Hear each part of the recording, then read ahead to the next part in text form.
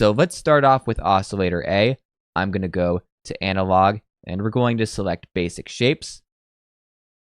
And we're going to set the wavetable position to be all the way at 7 right here. So we've got this sort of tri-saw shape.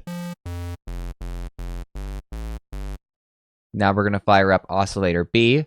We're going to select Spectral, and under the Spectral category, let's go for Squelchy 2. Now what I'm going to do here is I'm going to take the level of Oscillator B. We'll put that all the way down so we can do some frequency modulation with this bass. And remember, whenever you're doing FM basses, to not turn off Oscillator B or else the sound won't work. Just turn the level all the way down. Now I'm going to go back over to Oscillator A. I'm going to select FM from B from the little warp menu right here. And let's see if we can get a good position with this sound.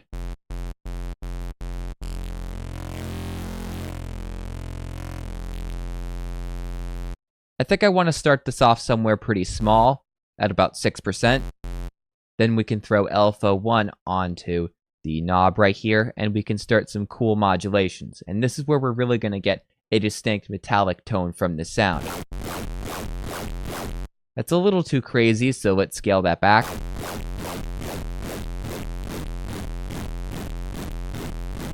I think we can go for about 63. Now I'm going to go back over to Oscillator B, and I'm going to boost the octave so we have a more interesting sound. I like the tone we're getting at +2, so we'll leave it there. I'm also going to add a warp mode to Oscillator B. We'll go for bend plus and minus. Let's tweak with the position of the knob to see if we can get a good sound. I think about 30% should be good.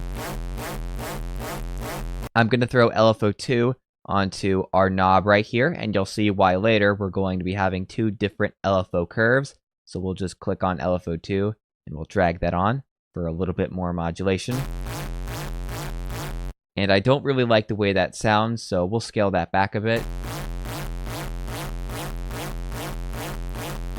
Ooh, I like the tone we're getting at about 21 or 22. It's starting to get kind of squelchy sounding, so we'll go with that. Let's also play with the wavetable position of Oscillator B, because right now this sound is a bit stagnant and there's not a lot going on.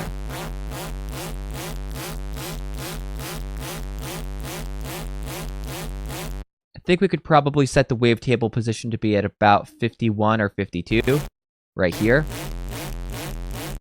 Let's throw LFO1 onto that as well.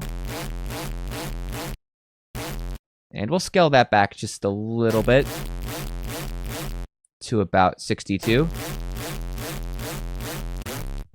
Now this bass is certainly starting to sound interesting. It's starting to take on those characteristics that you hear in a lot of dubstep basses, but it could use a lot of work.